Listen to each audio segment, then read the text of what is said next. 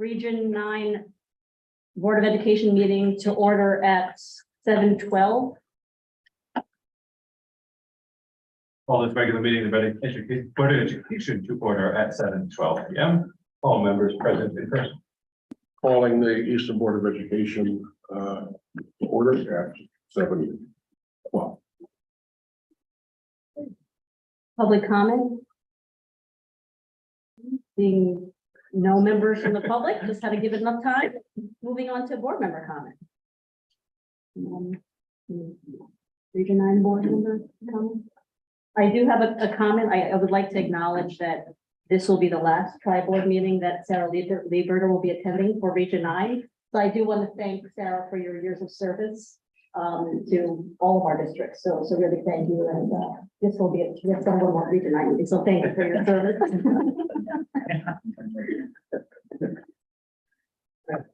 Ready? I would echo Cheryl's comments and note the substantial turnover on our board and thank John and Steph and Mike for all their years of service to the Reading board. We'll talk more about that at our meeting. And to thank members of the Region 9 board and the Easton board who have all collaborated in this tri-board thing we have the past 2 years together. Easton, any comment?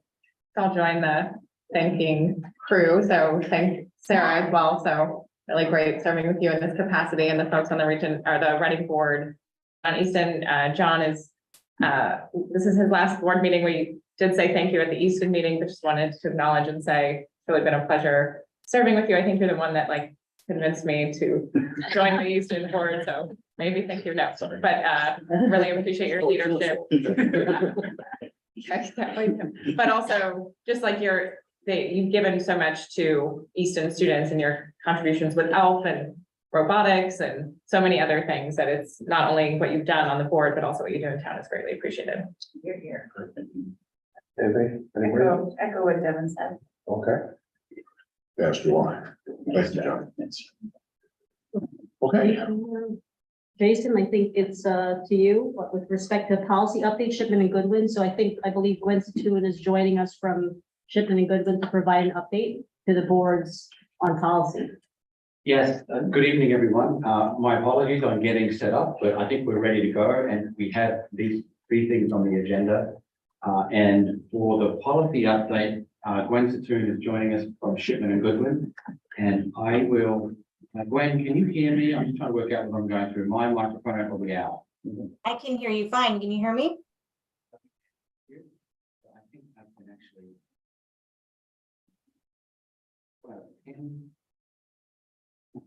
Can you hear me? Yes. Oh, good.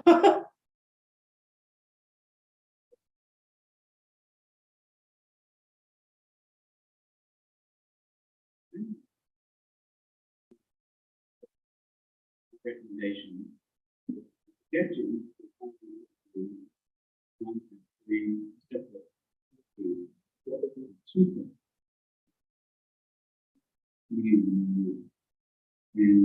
putting an overview of Shipman and Goodwin and the work they've done in policy, and maybe the topics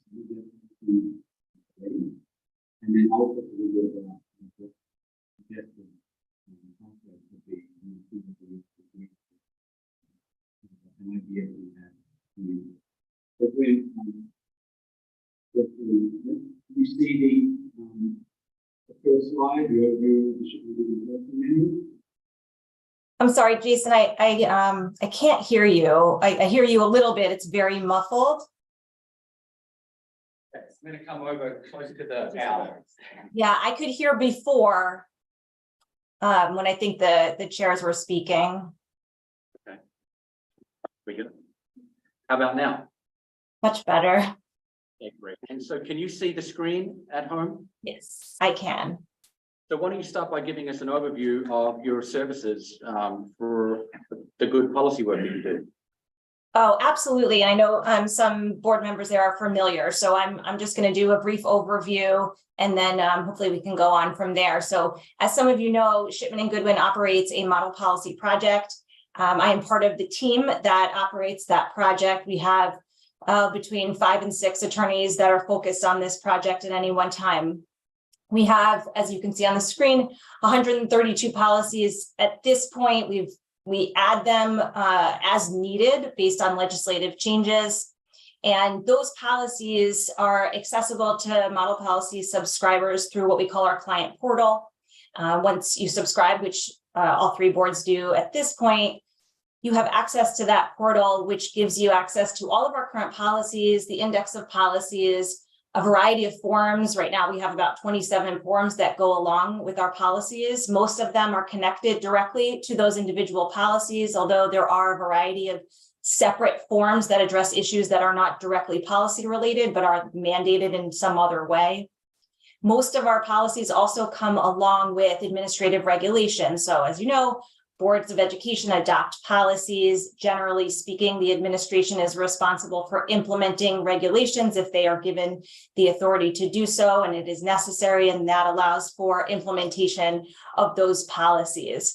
We draft our policies in accordance with federal and state law. Our general concept behind our policy project is that we develop policies that are mandated by law or are essential to the operation of a school district. So you'll see we have a relatively thin policy manual. 132 though seems extensive, but we generally don't have additional types of policies that wouldn't be mandated by law or essential to the operation of schools, which we have determined through our years of practice and continuously update and change as things change in the law and things change in our society in general. We provide annual updates with your subscription. Generally, we do so in the fall based on the summer's legislative session. So what a subscriber would get is an email that includes a memo. It explains every change that has been made that summer based on the legislative update and any changes that can wait until the summer. We like to do a big bulk policy revision over the summer. So you receive a memo. It explains every change. It also comes along with red line comparisons that compare the updated change to the immediately prior policy, but access to the client portal also gives access to red lines from all years past. So if the client could go in and see revisions that were made in 2 years ago, 3 years ago, 4 years ago, what have you. We also maintain in that client portal all of the memos that we have developed on those updates. So a client could always go back and check updates that were done 2, 3, 4 years ago, what have you. And so, again, we do that big policy update in the fall, but we also update throughout the year. So it generally ends up being 3-4 times a year. We only send out interim updates if we think that they are significantly important for boards to address at that time. Otherwise, we do try and wait to do a bigger update in the summer, but things do come up based on either state, federal law, or changes in guidance from the state or federal levels that we think are important enough to make those revisions. I obviously think there are a lot of positives to the project, so this is kind of pros versus cons, but it's automated. So once a client subscribes, they receive those legal updates automatically. So there's no need to kind of dive through all of the legislation and see what needs to be changed. We're providing that on an automated basis. And it provides the mandatory policies. This is what the law says that you are required to have. We are constantly reviewing these issues. From an internal perspective, we maintain ongoing documents between our team so that throughout the year, we're identifying things that might need to be changed, and we're constantly talking about these issues. And so I think that's a big pro. I know I couldn't hear what Dr. McKinnon said before I came on right away. I don't know if we talked about the current process that the boards have. But it's it's up on your website. You have it up now. You've maintained a large set of legacy policies as they are labeled on your website, plus a variety of policies that you've implemented already from our model policy project. And there are, certainly pros and cons. Boards have unique needs, and you might need to have policies that are unique to your boards. Certainly, we wouldn't know that from a model policy perspective. We can provide you assistance from a legal perspective on those policies, but they wouldn't necessarily be included in our base set of policies. And that's great for the unique needs of the board, if that's what the boards decide to do. It can get a little bit complicated because we as a policy service aren't updating those policies for you unless you're asking us affirmatively to do that because it's kind of separate from our model policy project.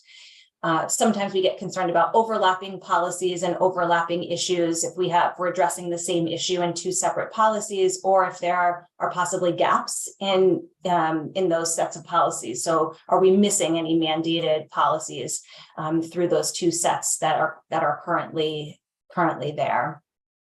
But I think that's the update and overview. I'm happy to discuss or answer questions. I think, let me see if I can pin.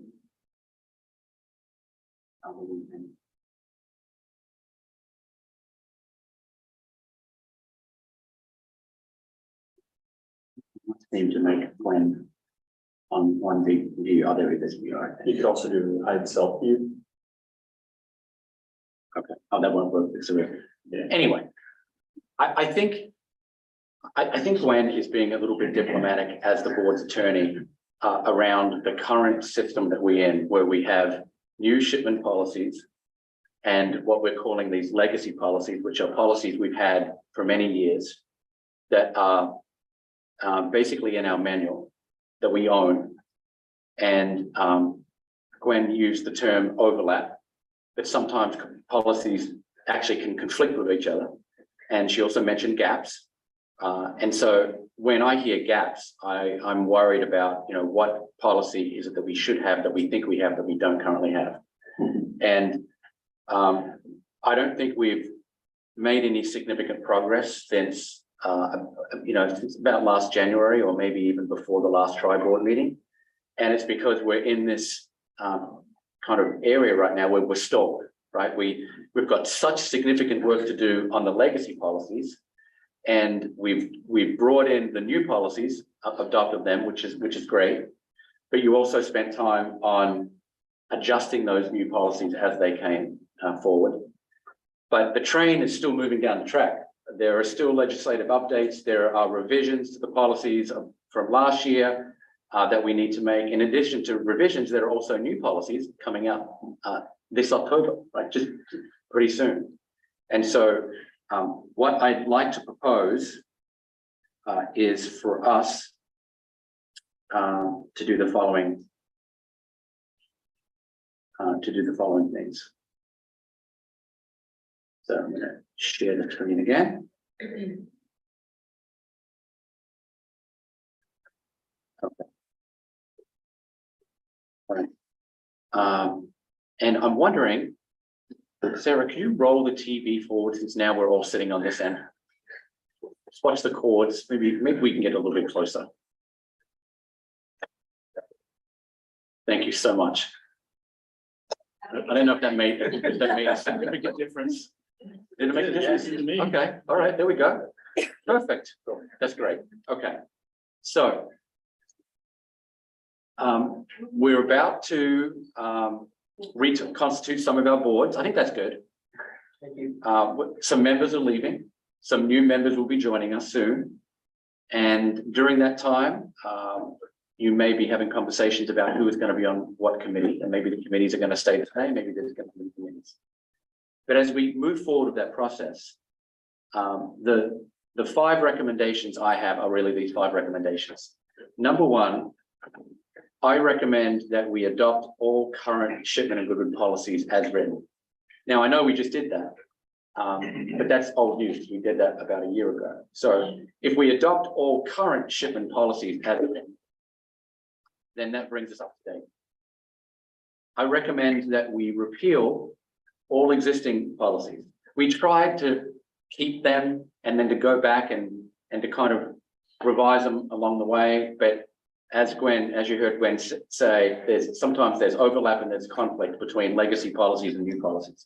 So I recommend that you repeal all existing policies. Remember, under recommendation number 1, the shipment policies make you compliant with the law, and that is the most important thing.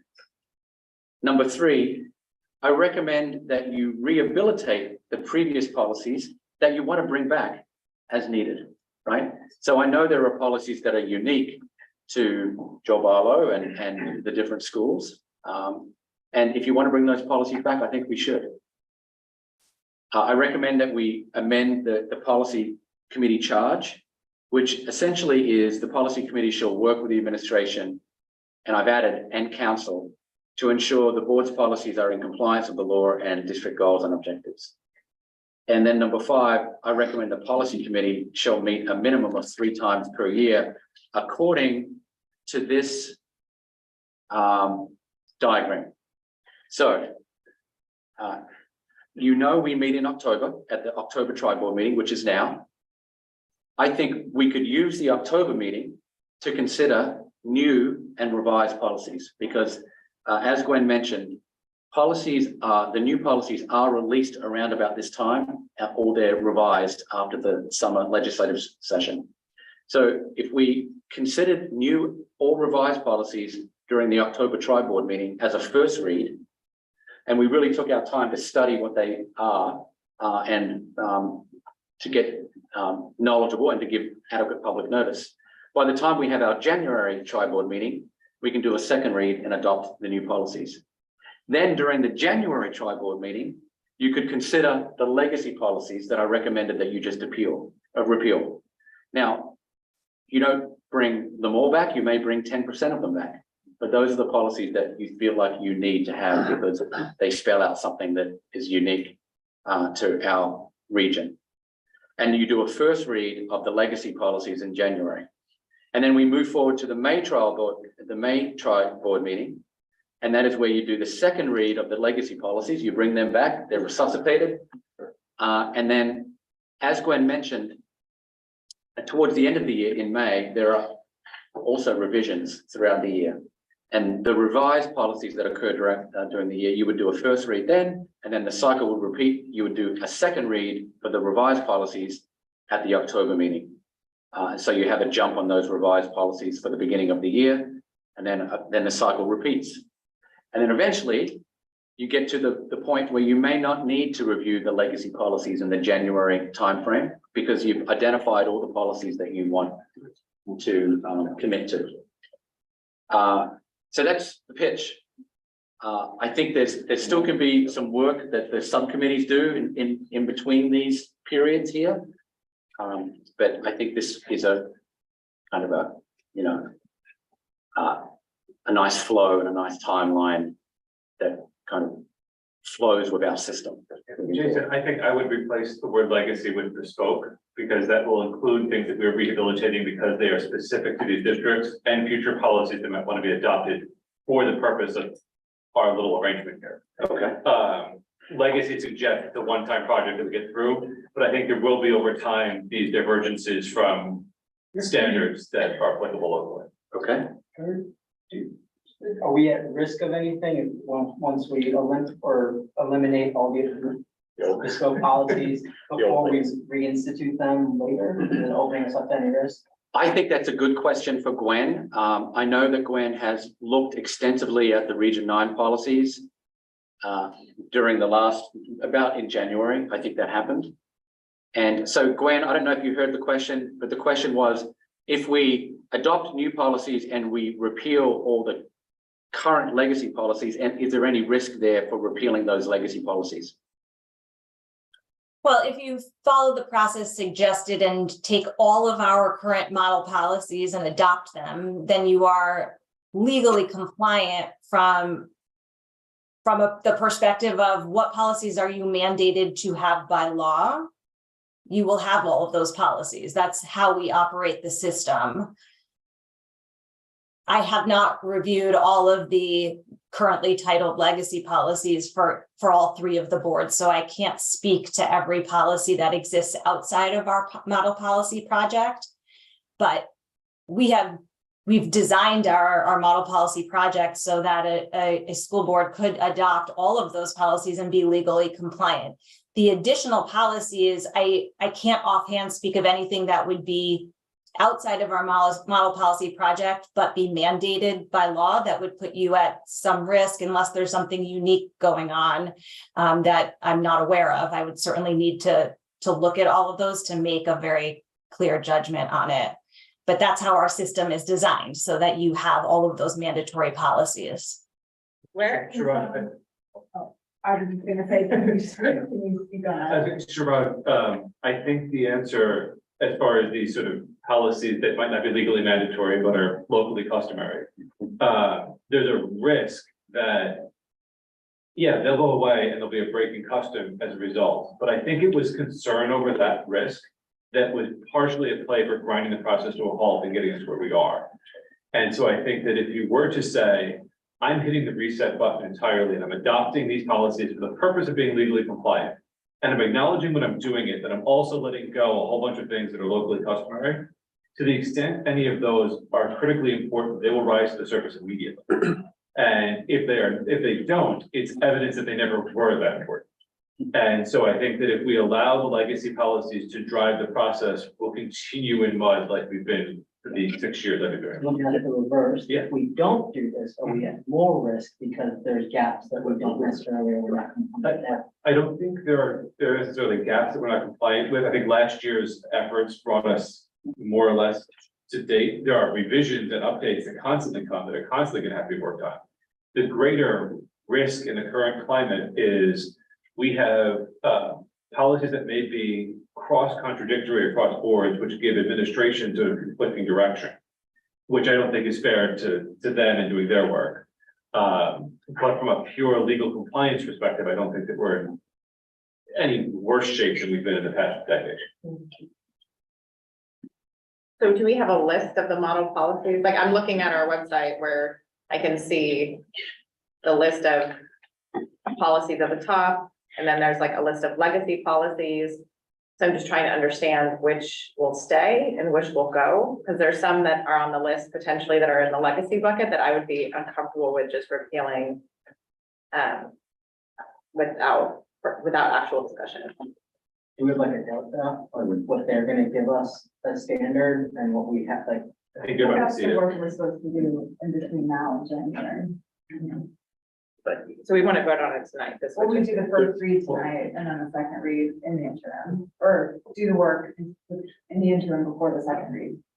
So when I'm repealing. I would be somewhat uncomfortable having a first read of policies and then having completely new boards consider a second read. I don't know how, that would just get messy. Yep. I'd rather the new boards consider this, even if it means that for the purposes of year one, October becomes January. Yes, I'm not recommending you do anything tonight. I'm recommending that this is a sample framework moving forward. And that perhaps in January, you could be ready to go with, some variation of this, but eventually move forward with a framework like that. Does it make sense to amend the charge tonight? Is that something we can For the same reason that Chris outlined, I would be reluctant give it a beat? because the board's gonna turn. Yeah, my preference would be to have the new board that they're constituted to decide what the charges for their committees. Yeah, I'm just looking for your general consensus, I guess. Does it seem like a good plan?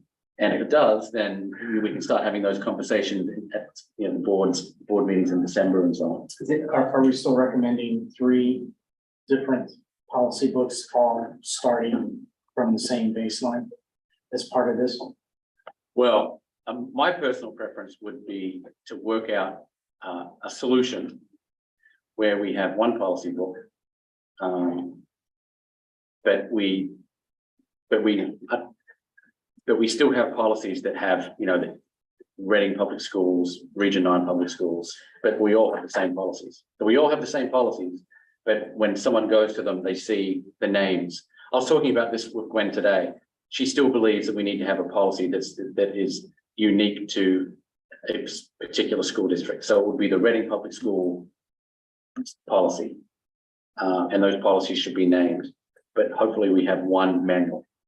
I don't think it takes away from governance perspective, the right of any one board to pass whatever policy they would like, but I think that by structuring it this way, it allows for the boards to at least know what the other boards are doing.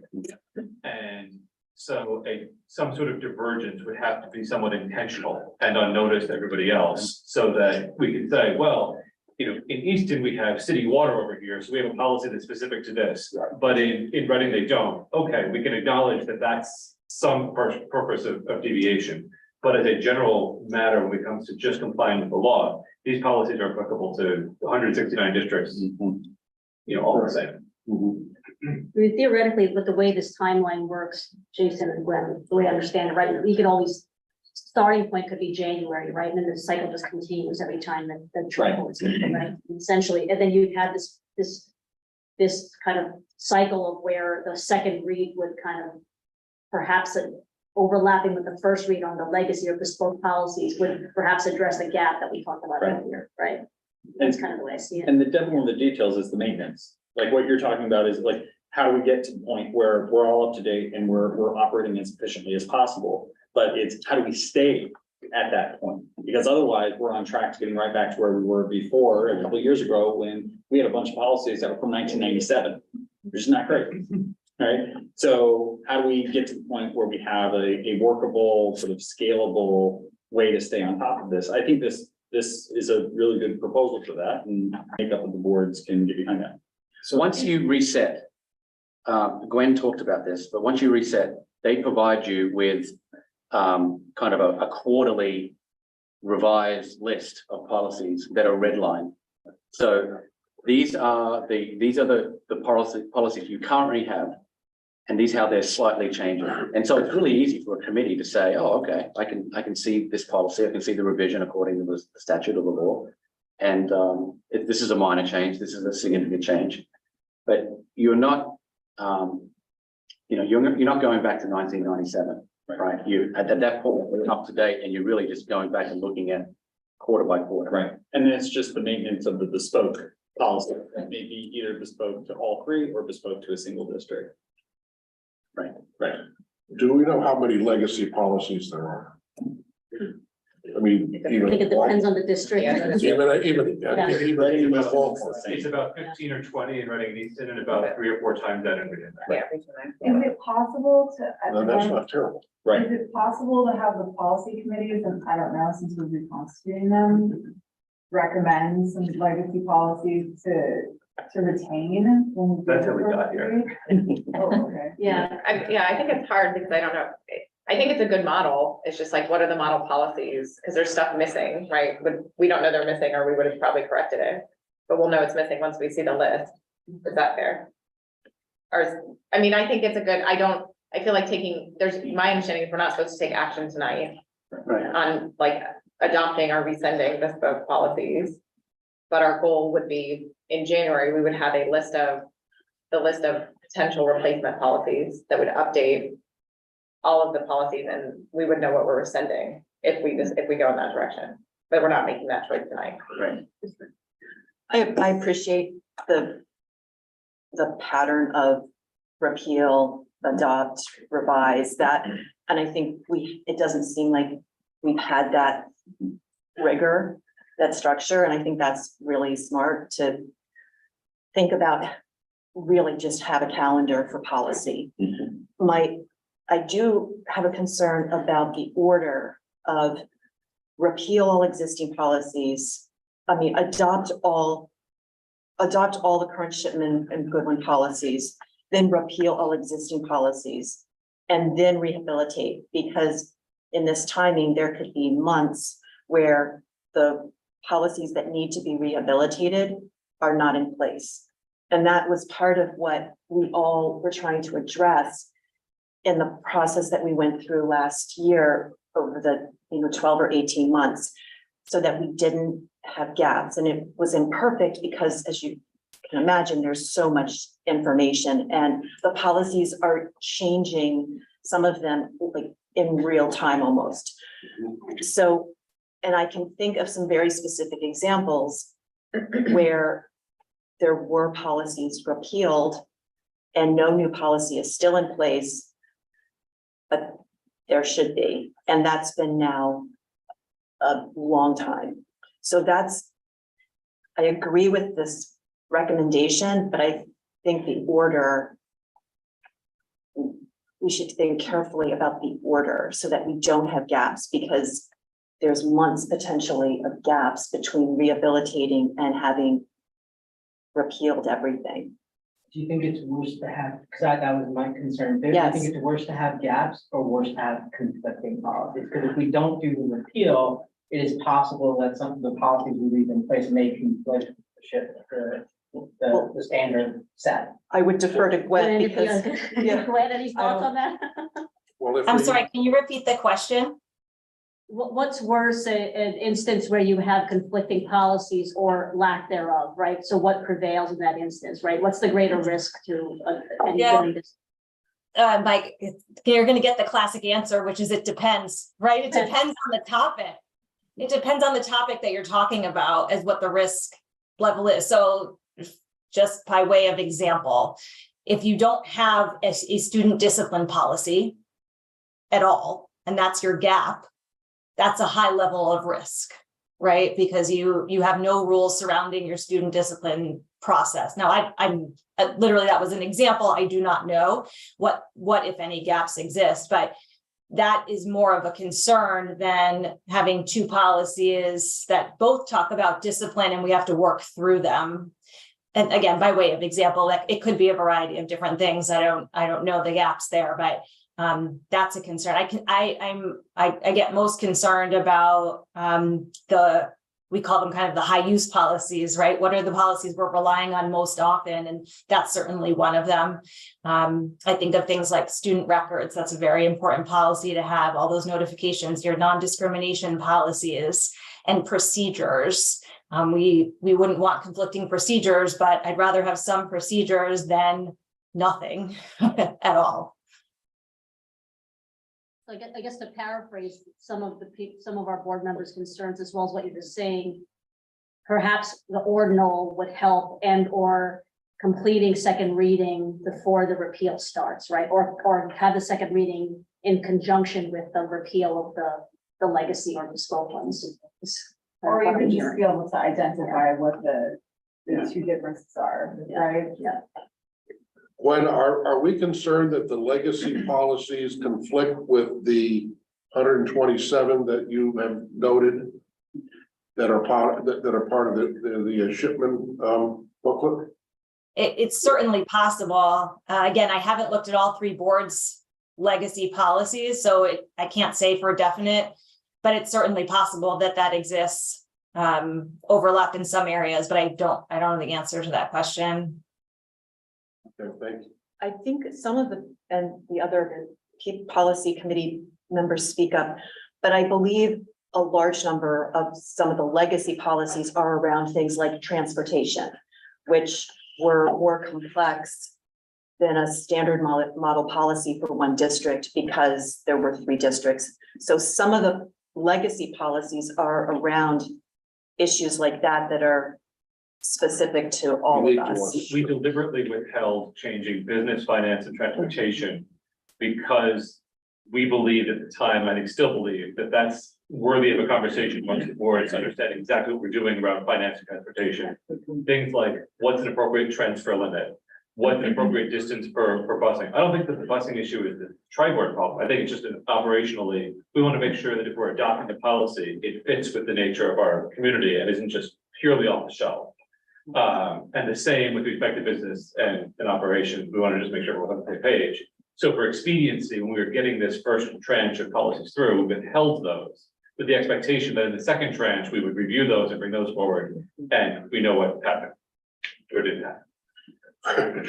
I mean, that said, Easton and Reading were able to conform a lot of their policies more so than Region 9. And you know, in hindsight, it's probably because of the committee structure. But that aside, you know, we're starting from a better place, I would say, just having been, you know, Kathy and Sarah can, you know, can back me up from a Region 9 perspective, in that we have less than what we had before. But it is, you know, the challenges that Gwen and Jason raised are real, right? And they're fairly current. And John and Chris can kind of speak for for Reading and Easton respectively too, right? It's, you easily go down, for lack of a description, a rabbit hole. By trying to reconcile everything. And there has to be a kind of reset. Because otherwise we'll just keep talking about this for. If the administration came to me in January, having reviewed the policy book and conferred with council and said, we're okay doing this, this isn't gonna change us operationally or screw anything up operationally, I'd say, great, let's do it. And if the result was, I don't know what the shipment policy says about transfers, for example, let's say every transfer for $5 requires court approval. And we said, okay, that's ridiculous, let's fix that. We can rehabilitate that in relatively short order and get it to a place where we're all comfortable. But I also think that it's reasonable that a transfer should be the same across all three boards. So Sarah doesn't have to sit down and say, when I'm transferring money, whose board is this and does it matter if I need to get board approval before or after? Because that's where mistakes happen and that's where people get blamed for nonsense, which I'm not really interested in dealing with. That's right. The only thing I would add to that is when we ask if the administration's okay with it, I would say, and you talk to the building leaders and you talk to the people who are in charge of the facilities and making sure that the gym is going to be available to people. And you talk to, and if the answer is yes, we have thoroughly vetted this, then I feel very comfortable moving forward. Right, and wellness, which is one of the ones that was complicated too, so Right. for sure. So where are we? Jason, did you get enough Moving forward. feedback? A spirit of cooperation for the future. Let's just get out of the mud. Yeah, one of the key things I need to get clarification on. And this is difficult, 3 boards, different policies, and one administration trying to implement policies across different schools. We have students in one district going to a different district and so on. So it's challenging, right? It's harder to let things go sometimes.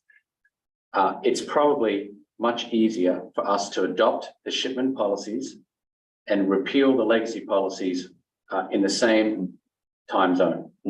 Okay. I worry that we're going to get stuck, and we've tried it that way. It didn't work. We tried adopting and keeping the legacy, and we stalled. The plane stalled.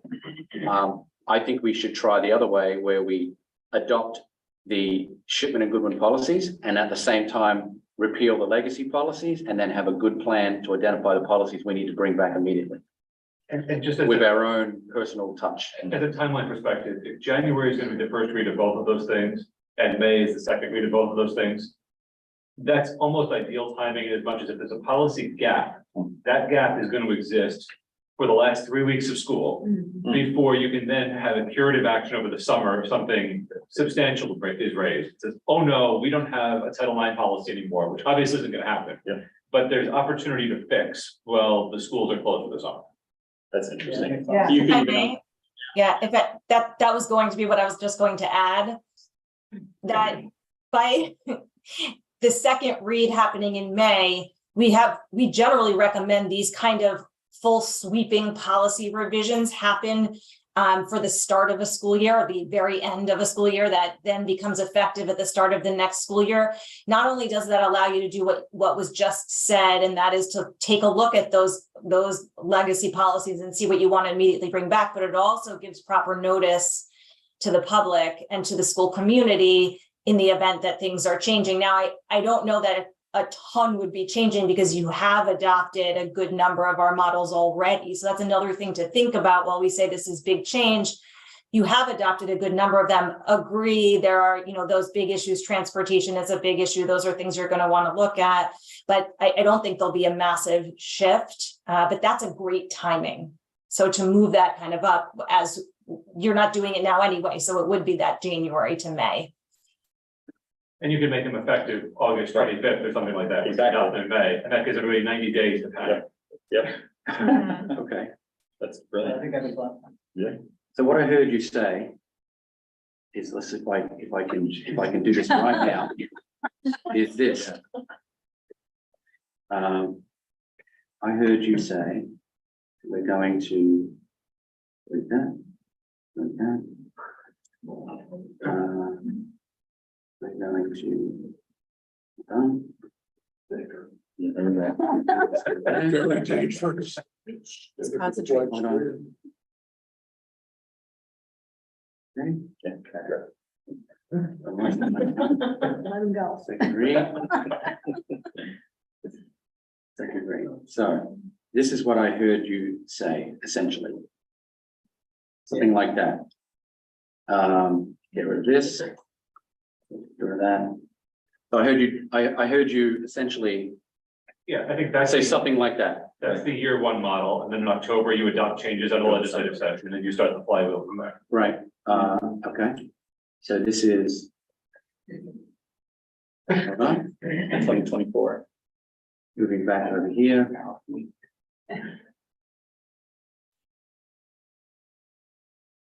Okay. So it's gonna be messy, but. You missed that arrow. Get it. There we go. So this is what we would do year one. And this is what we would do moving forward. Something like this.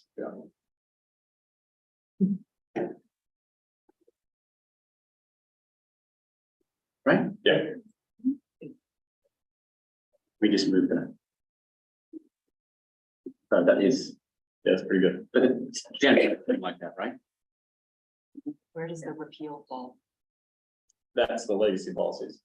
Right. Oh, Yeah, you know what? Legacy policies is repeal. Really, it's wholesale replace repeal. Right. Repeal it.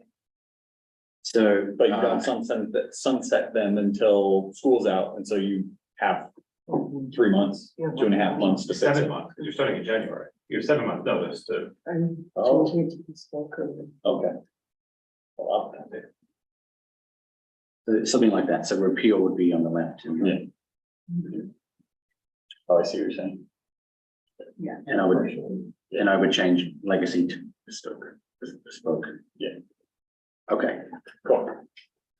so something to discuss at December meetings at individual boards, but. Are there any other questions for Gwen? Well, we have her, Gwen, you just saw me fiddle around with that model. Would that, something like that work, do you think? Yeah, I think that it's a good plan. It wasn't very clear to me if the bespoke legacy policies would be reviewed January, May, or if you were going to do a wholesale repeal everything, adopt January, May, and then look at those bespoke policies after. I think you can do either. I think you have some time. But we can talk about that offline later on, if you want, my assistance moving forward. Right, They appear to be even parallel lines happening at the same time, which is fine, as long as that, moves forward that way. all right, then I'll clean up the model a little bit and send it out to everyone and just move the lines and change the vocabulary and okay. Oh, well, thanks, Gwen, lovely to see you again. Thanks Nice to for see you. joining us. Thank you, Thank you Gwen. for having me. Nice to see everyone. Enjoy your evening. Moving on to item B, student transportation contract. Okay, so student transportation contract. So Mr. D'Agostino and I will talk a little bit about student transportation. Where are we? Here we go. So the contract was signed. The current contract for our student transportation was signed November 7th, 2018. The term of the contract is 5 years, beginning in 2019. It's going to end during this year. However, it says in parentheses, not later than June 30th, 2024. We have 28 buses, type 1 buses. Type 1 buses are 70 to 75 seater buses. We have 5 type 2 buses, 8 vans. All the buses are new as of 2020. The pricing was initially based on 41 routes, 46 buses, and there was a 2% increase year over year of our bus contract. So all of the routes were calculated for those particular types of buses based on the number of buses and the number of routes we needed, and then there was a 2% increase. I think we could potentially discuss 2 concepts. Option A is we could, because our current student transportation contract is expiring, we could develop an RFP and bid a new contract. Option B is we could extend the current bus contract for 2 to 3 years.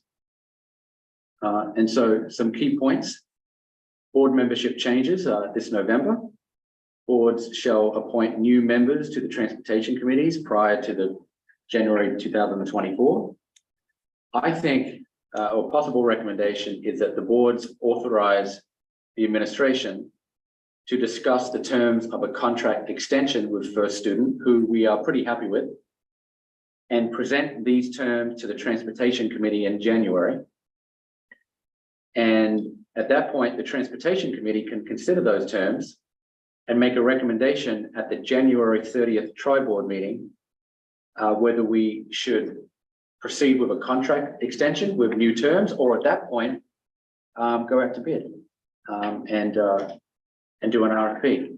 I think if you go out to RFP in the current climate, you're going to be paying probably a significant amount more in terms of costs. Labor's gone up, fuel's gone up, and so on. And so it may be favorable if we can get a 2% increase again next year if we can, if that's possible. Maybe that might be a little bit optimistic and we may have to go slightly higher, but either way, if we can extend our current contract by a couple of years and we present that concept to the Transportation Committee, at least you'll have that decision to make between extending or going out to an RFP.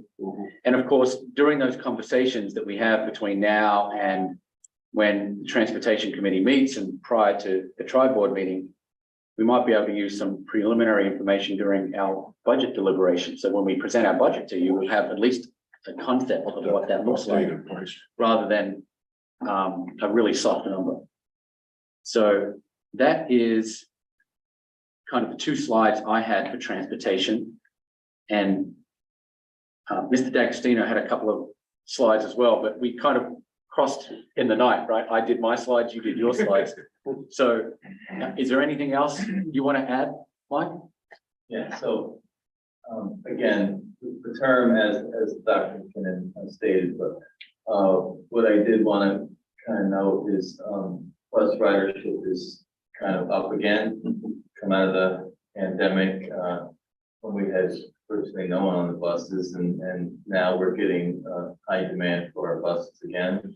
And we've actually gotten some requests from the principals of the middle schools, whether we can do late buses to allow some of our students to do after school activities. And so there's, again, a lot of interest in, and it's a stark difference because, you know, a year and a half ago at this time, we were wondering whether anyone would ride the bus again. And now it's like, you know, we have so many kids trying to get on the bus. It's really difficult for us to find room for everyone. So First Student, I think, does a great job. Their administration is second to none. I think that maybe charging the administration with gathering some empirical data and some cost projection information is something that would be helpful to the ER9 Transportation Committee moving forward. And I'd like to pose it more that way, that we kind of meet and gather that data and get those price projections. And then we can come back to the Transportation Committee and they can make a recommendation. So again, there's a motion up there for consideration, but this kind of details what Dr. McMahon and I proposed. I'm gonna make that motion for you. Wait, what's Jason's motion? Put it next to each other and it's like- I was gonna say, I'm not sure this requires board action so much Yeah. as feedback to Yeah. administration. It'll be my sort of trajectory on this is, we know the contract's expiring, something has to happen. The boards are gonna turn over and very quickly do something about it. So the chairs elected in December will have to promptly appoint members of the Joint Transportation Committee who will have to meet in December and January before the end of January tri-board to have some direction about this. And I think they can meet relatively quickly and discuss the pros and cons of RFPs and extensions and things like that, and provide that feedback to administration, which can come up with some sort of a recommendation to the three boards in January. That would be the trajectory. I don't think it takes a motion to do that, unless the administration would feel more comfortable doing that. No, I don't think it requires board motion. It was just something to put out there in case the board felt it was. So can I ask what kind of empirical data are you going after? And then along with that, the future costs. So we're gonna ask per student what they think their projected costs or fees to us would be. Well, so I think, maybe the, facilities and operations manager was trying to be savvy and not to say that he was looking for something, negotiated in public, but to be a little more broad to, was hoping that board members might be able to read it and, understand what the, objective was, but, I'd be And I do think happy that between now and January, the administration can lean on council and its knowledge of contracts that have closed in this area in the past 18 to 24 months to also advise as to where rates are appropriate. I did have a question about the kind of ability, the bid, right, the requirement to bid, right, but the option 1 and option 2, Jason, that you had earlier on, right? Is that, so that option 2B, if you will, allows us to, that's permissible, right, in terms of just kind of bidding competitive, getting competitive quotes? Well, no, we don't even know option B is possible, right? Yeah, that's my. Yeah, we're gonna research option B and along the way, gather empirical data, settlement data. And then, you know, we want to do the research so that the transportation committee, which is just being formed, doesn't have to start from square one. We're presenting you, we're getting you to the 10-yard line and you can make a You decision. don't need a motion from us. No, no. There are pros and cons to either approach, and I think that the strategy around that may be best reserved for an executive session of the Transportation Committee to figure out how they're going to approach potential RFPs or contract negotiations. Any questions, any other comments? I would think that using the same buses and giving first students the opportunity not to engage in the RFP process could possibly generate savings, not just a smaller increase. I can't imagine the RFP process is simple and easy and probably very time consuming, so that would definitely need to be a cost compare with whatever the rate is to extend, if that's an option. I think that all needs to be considered. Who's gonna make the call to first student? Make the call. We'll see if they have changed that contract. I believe they're open to a conversation. And so we'll start meeting with them soon to. That's the real question. You know what? I have Michael, Sarah can give them a call. I would just say, please extend the contract or else.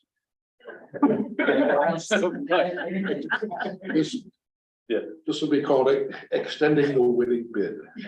And just to be clear, this is a public meeting that is recorded, and I'd rather not talk about negotiation of contracts in public session. And our strategies for and against. Anyway, just wanted to present you with a couple of options and say that we're on the case. Okay. Just a question about timing. If it goes to the May meeting, wherever we end up, where we're needing to make a decision in May, we'll be able to make a final decision by May and we're still fine for timing regardless of the other. That's how we did it 5 years ago. The only Yes. issue is the budget implication. You're gonna have a budget placeholder. Right. Yes. I have a record in the last, I have a whole binder, and in the binder has the current contract, the RFP, the bid that we did, and it has kind of a timeline for when we started conversations, when we sent the bid out, when we received the bids, when you executed the contract. And timeline, we're okay. that all works. Okay, Yeah. that was It just was my, January to May 5 years ago. Yeah. okay. So we're in a good spot time-wise. Okay, item C, strategic plan update. Okay, so I'm gonna go this way. After you, Dave.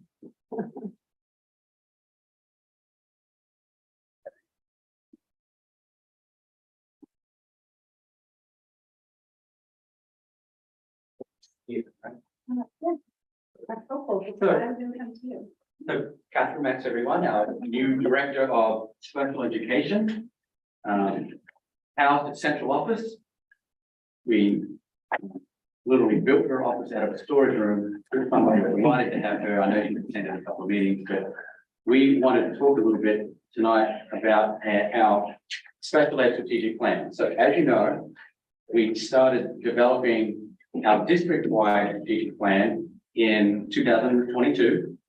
And that strategic plan has 5 priorities. One of the priorities is priority 4, which is meeting the needs of all learners.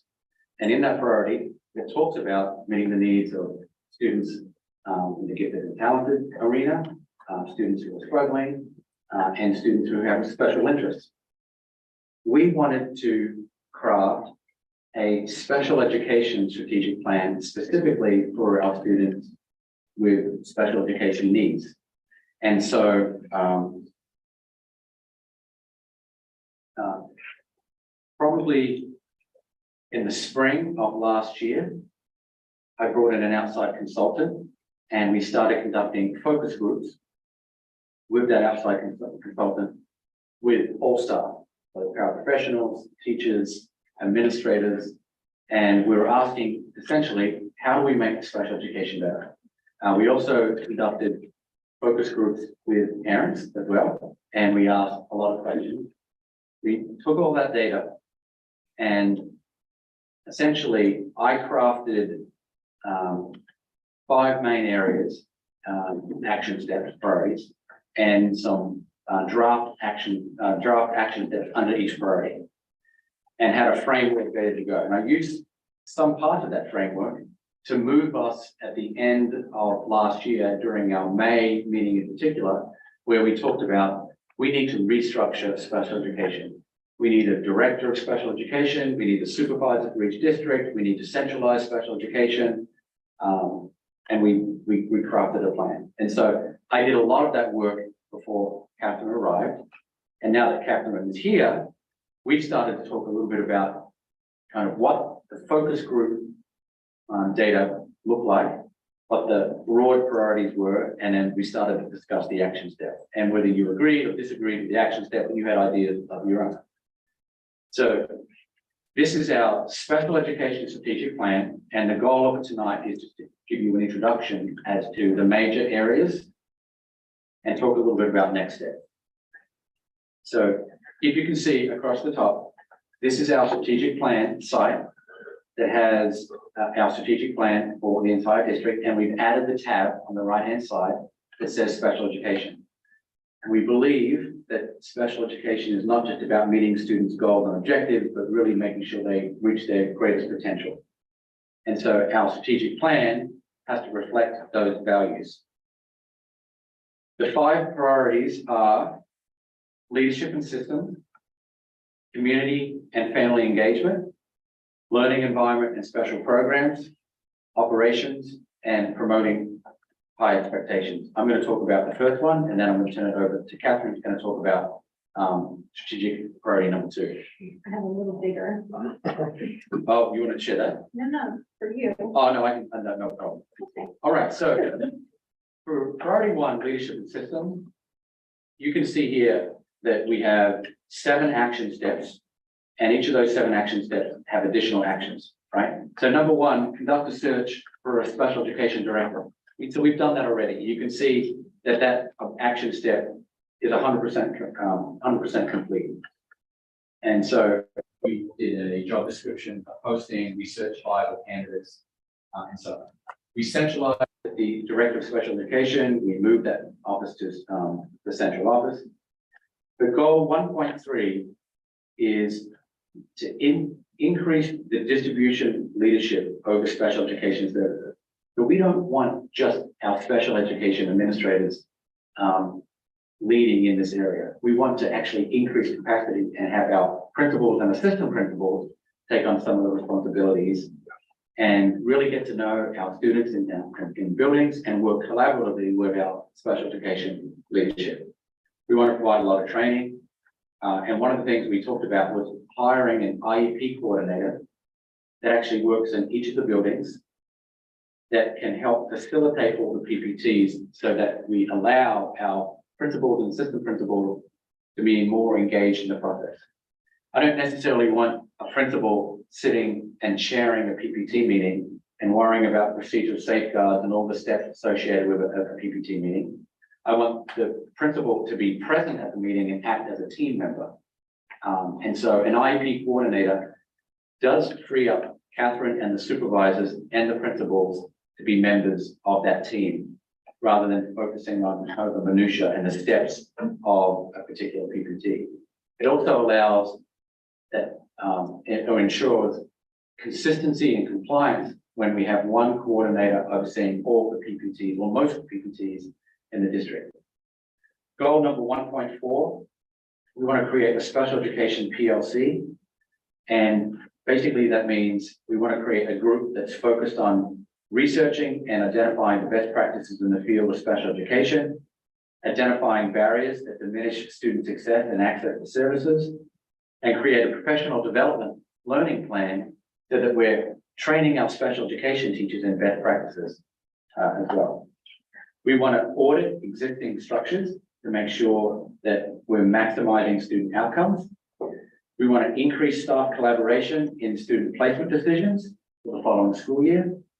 And goal number 1.7, we want to increase communication around staff assignments and substitutes.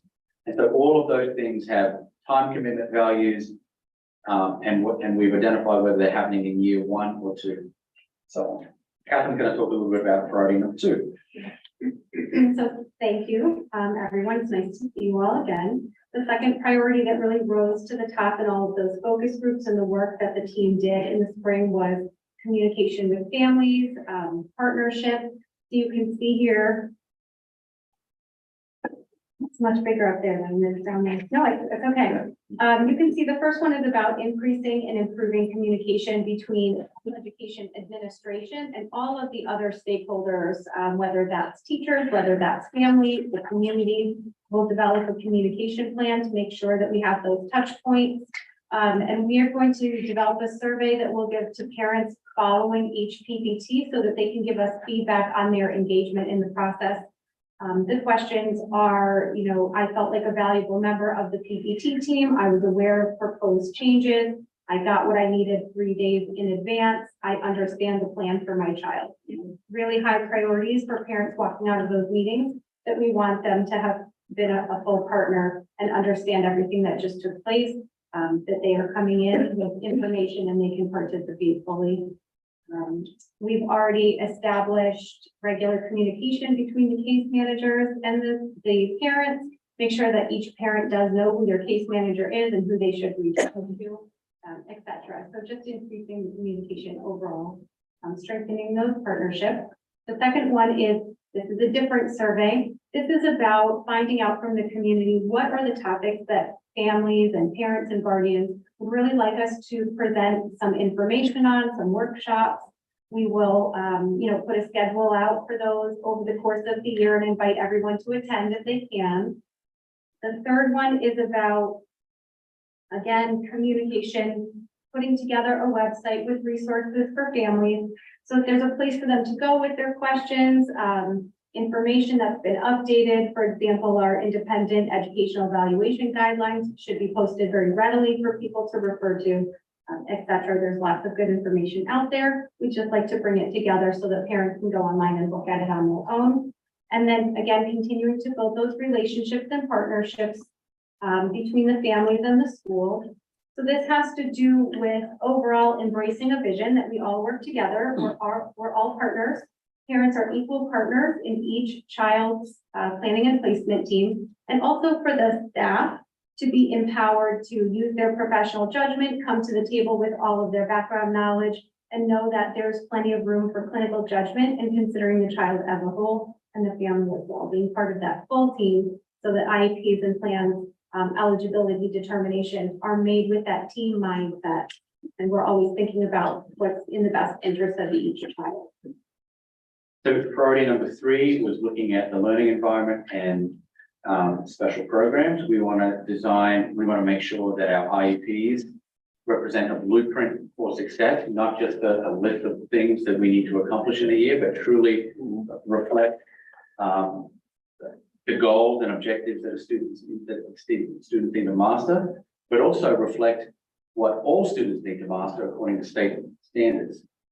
We'd like to conduct more of an in-depth program evaluation of our junior bridge program and our bridge programs. And so, do we have entrance criteria for a student when they go into a junior bridge program? But more importantly, do we have exit criteria as well? How do we judge success? How do we measure success?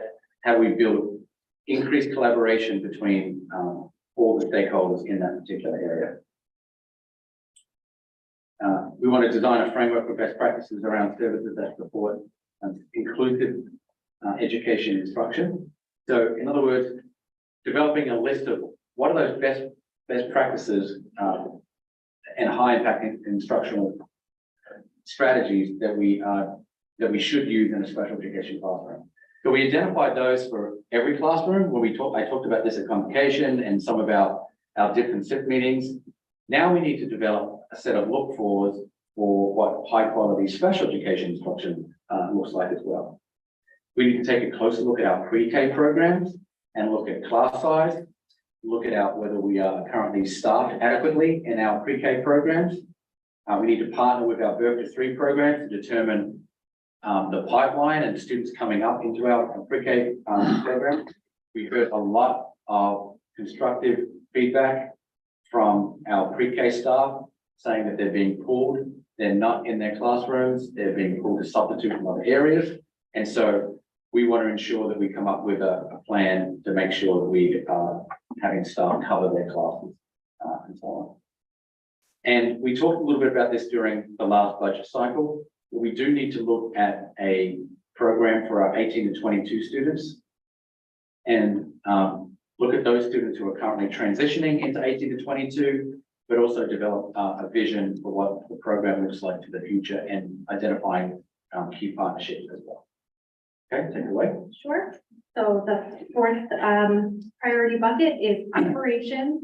Pretty straightforward. The first one is around improving our recruiting practices. So looking at our PR practices, looking at how we are reaching out to qualified candidates and attracting them to come and work for us. As you know, special education and almost all of the related service areas of certification are critical shortage areas in the state of Connecticut, as well as nationwide. Some of you have heard me talk about that at board meetings. So we need to be very proactive in our recruitment efforts. We are also working on looking at our financial procedures, the systems, looking at how we are working with our vendors, looking at our contracts. We've hired a special education accountant who is housed at central office, as am I. That person specializes in special education, finances, accounting, and process and procedures related to special education. She actually comes with a background as a state data manager for another public school system, a special ed accountant for another public school system, and the director's administrative assistant. So she's got quite a knowledge bank there to pull from. We are streamlining the way that we're managing our grants, including the excess cost grant reimbursement, which it's a little bit complicated. I'd be happy to explain if anyone's really curious tonight.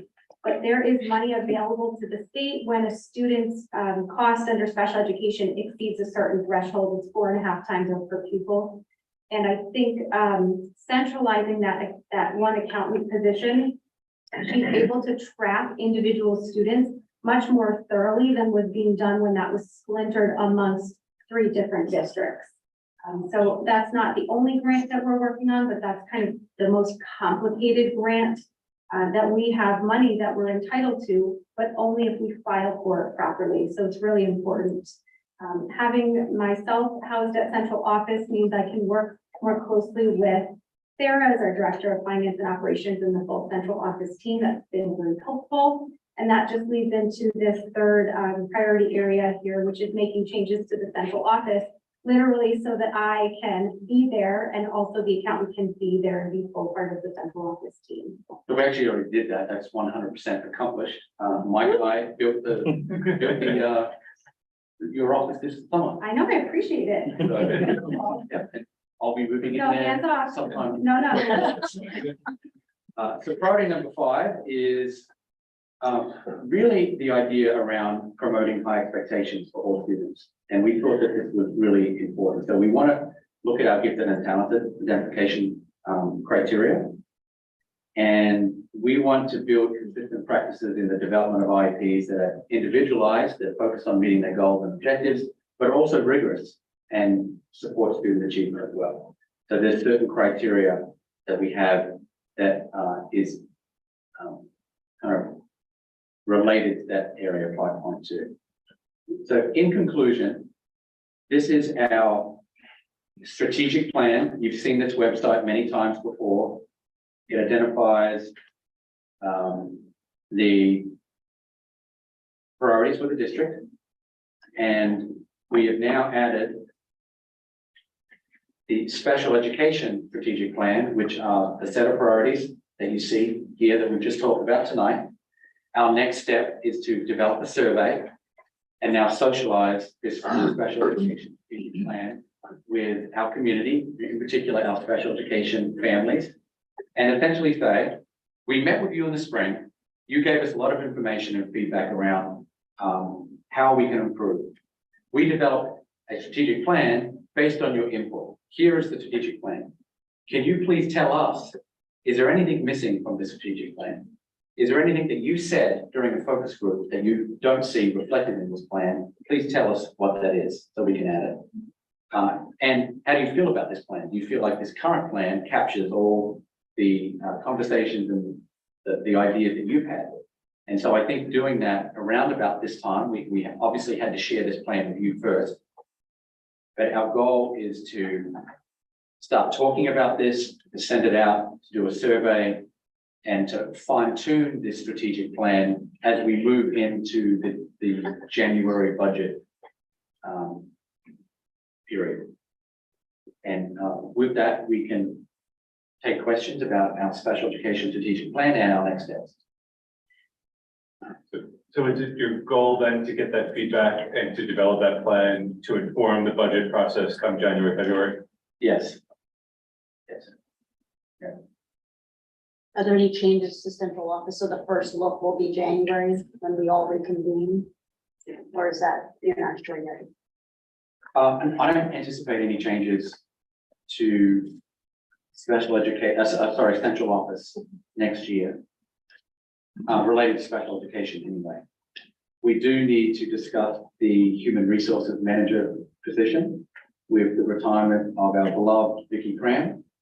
And so that's one of the things we'll have to consider during budget deliberations.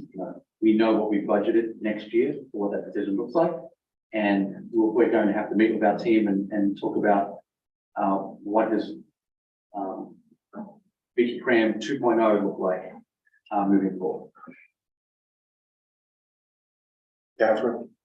Yeah, is the reimbursement from the state after we met the threshold of 4.5, is that still 70% of the overage? I know there was some discussion on the state level that might change. That formula is kind of recalculated every year for each district. Okay. So I'm not sure what ours is going to be yet.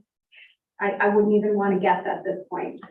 Jeff, you mean whether the 70% is fully funded or whether that's escalating up? Yes. No, what our threshold is. No, our threshold is 4.5 times the student cost. But if we have outplaced kids, then we have a student cost that's way over 4.5. The state reimburses us. It's been 70%, some years it's 75%. There was a discussion in Hartford that it might change significantly, meaning going up, not going down. I think maybe part of your question is the state itself going to commit to fully funding that fund? Because they have not. Right, because we haven't actually seen 70% because it Correct. hasn't been fully funded, and so it's been more like 67% or whatever. Correct. I don't know the Right, answer but to that either. I mean, it's a political Love football, and everybody likes to pound the table and say they're gonna fix it, and then nobody ever does. Have you looked at this, overlaid this plan to the overall strategic plan? And is there any overlap? I think there's some great thinking in here that I think every parent of every student would want to be a strategic priority for their child. So I think ideally, many of these priorities would be important for every family in the bigger strategic plan, in the overall strategic plan, I should say. So have you done that exercise?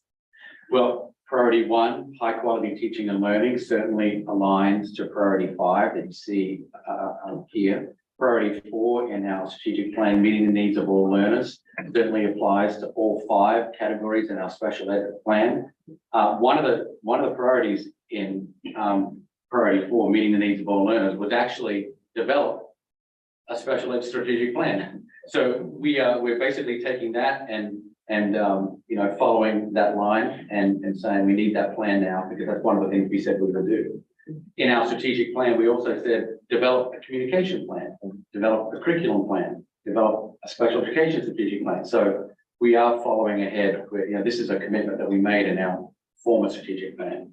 But there is alignment in terms of identifying best practices, identifying a timeline for when we are going to commit to certain work, and identifying the resources needed and having those conversations with you during the budget about when those resources will be available. Because I think I'm actually looking at it, I think going the other way, because I appreciate how this falls out of the overall strategic plan, but I think there are some really specific and smart and meaningful action steps in here that may not be in the overall strategic plan that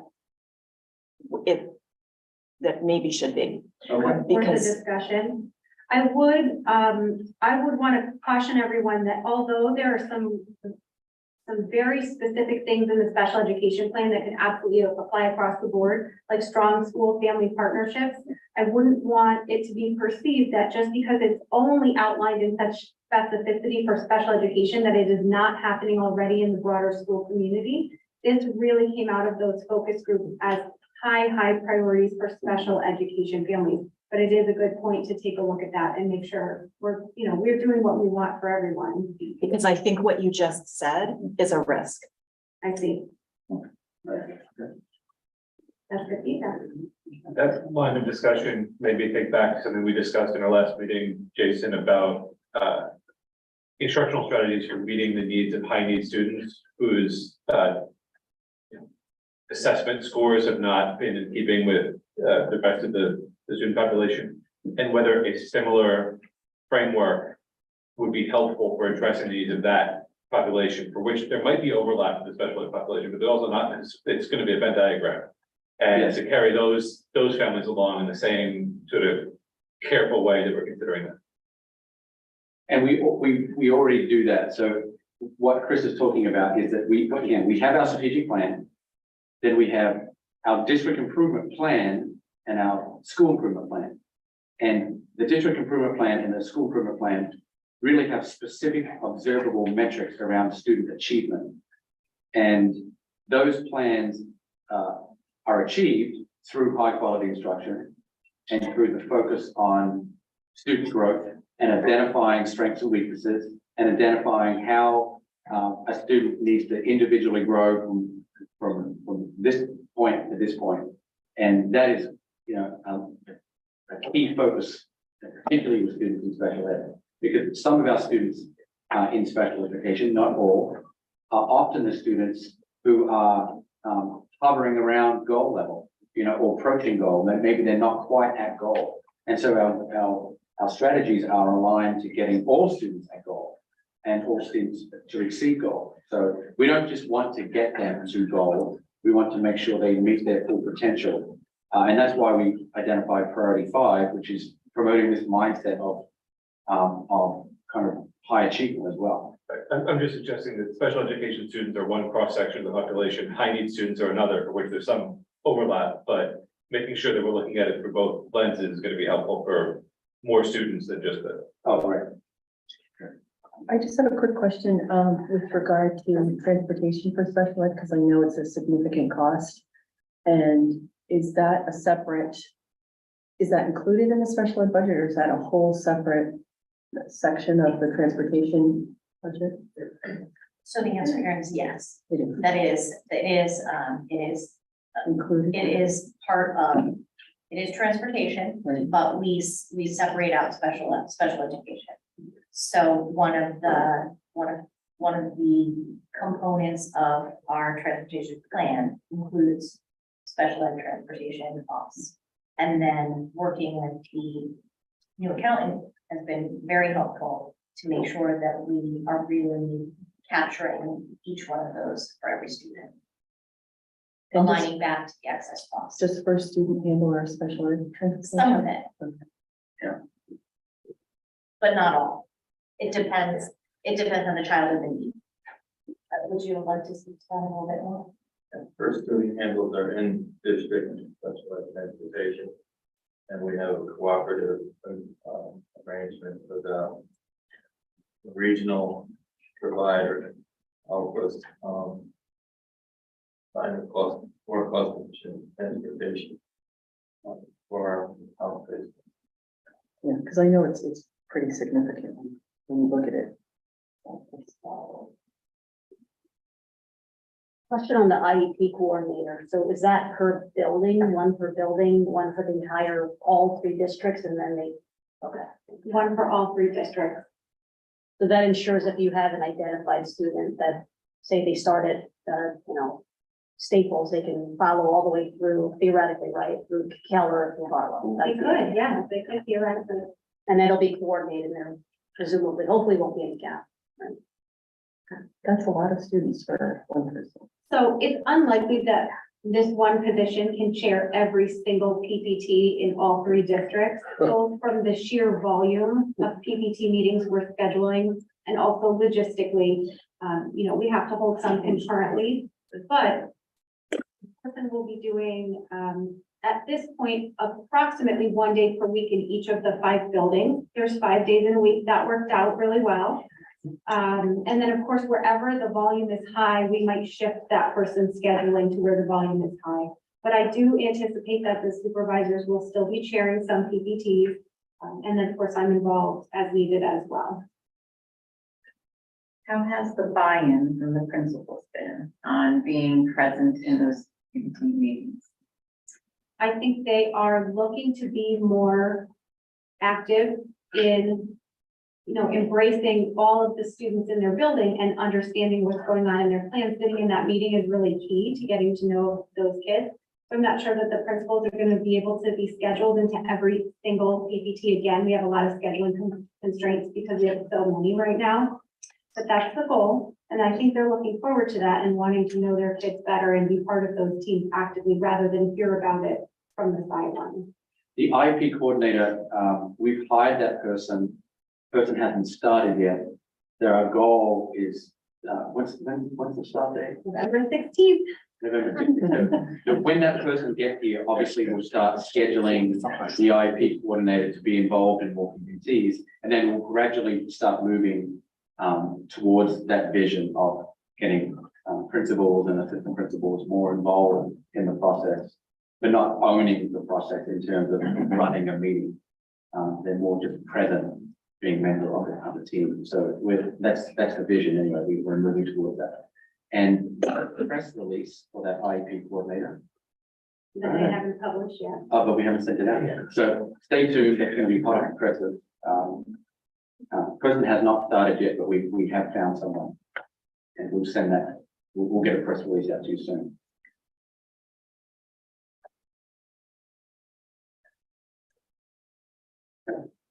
So just my final thoughts on strategic plans. Yeah, we have to, I can actually read. Our goal, right, is to move away from treading water and kind of staying in one place, but to really lay out the direction for the future and identify some things that we need to work on now, next year, and the year after, moving into 2026. And by identifying those resources, we can have conversations with the towns about, you know, what is it that we truly value. But the goal is really to, you know, not really go around in circles, right? Like we have to move forward. And so how you can help us is to keep us focused on our strategic plan, right? These are the actions we think are important. The strategic plan is not set in stone. So if there's an idea that we need to add, if you tell us, listen, your strategic plan for operations is really good. However, can you take a closer look at transportation? Because I think that's an area we need to focus. We can add transportation to the strategic plan. But the goal is to keep moving forward, not treading water, not turning in circles, but to kind of move forward. And with that, I have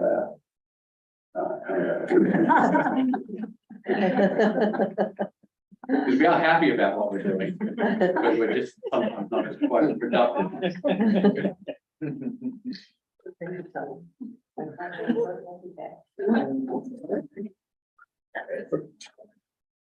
Okay, joint board committee reports. I think we have just, I'm trying to remember the joint committees that we had, transportation, food service, calendar, admin, that's all, like policies kind of joint, but I don't know if anyone has any updates. Nothing from food service. Okay.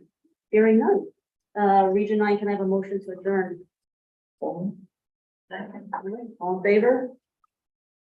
Easton, motion to adjourn. Mike, second Laura, absent objection, the Reading meeting is adjourned at 8:38 p.m. Shouldn't we wait until 11 or 12? No. And I would caution my Reading colleagues, we need to go back to our special meeting, which is sitting in recess. Okay. Easton, motion to adjourn. Yeah. Thank you. Yeah, they.